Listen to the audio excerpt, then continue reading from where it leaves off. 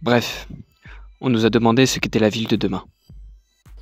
Donc cette année, quand on nous a proposé la problématique l'ingénierie au service de la ville de demain, nous, notre équipe, on a tout de suite pensé à la gestion des déchets dans une ville, qui se fait d'abord au sein du foyer, mais nous, on a plutôt voulu se pencher sur à l'extérieur du foyer, c'est-à-dire tout le travail des éboueurs. C'est comme ça qu'est venue l'idée du SCARP, le système de cartographie d'aide au ramassage des poubelles, qui est un système qui permet de créer un itinéraire simplifié pour les éboueurs afin d'aller chercher seulement les poubelles qui sont remplies à plus de 70%.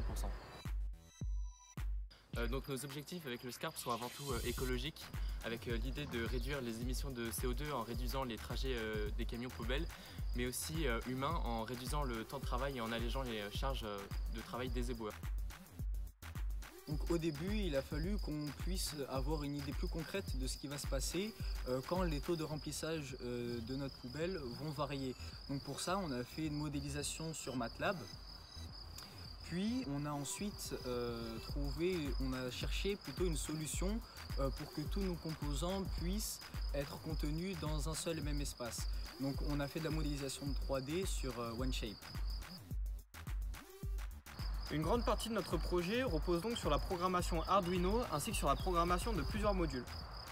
On a tout d'abord la programmation d'un écran LCD qui permet l'affichage en direct à l'utilisateur du taux de remplissage de la poubelle.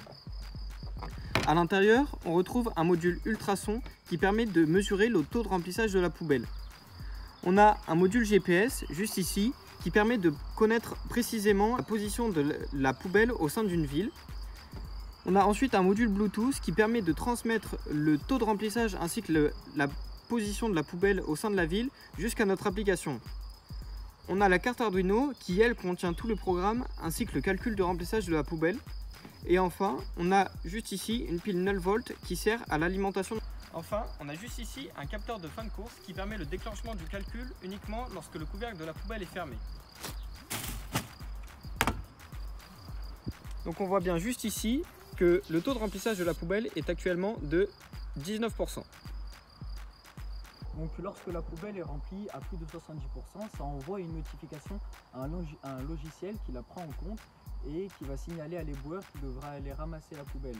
Ainsi, le trajet de l'éboueur est optimisé puisque ça va empêcher l'éboueur de passer et de s'arrêter à des endroits où les poubelles ne sont pas pleines.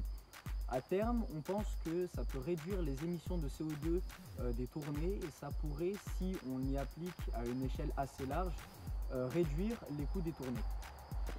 Bref, on nous a demandé ce qu'était la ville de demain.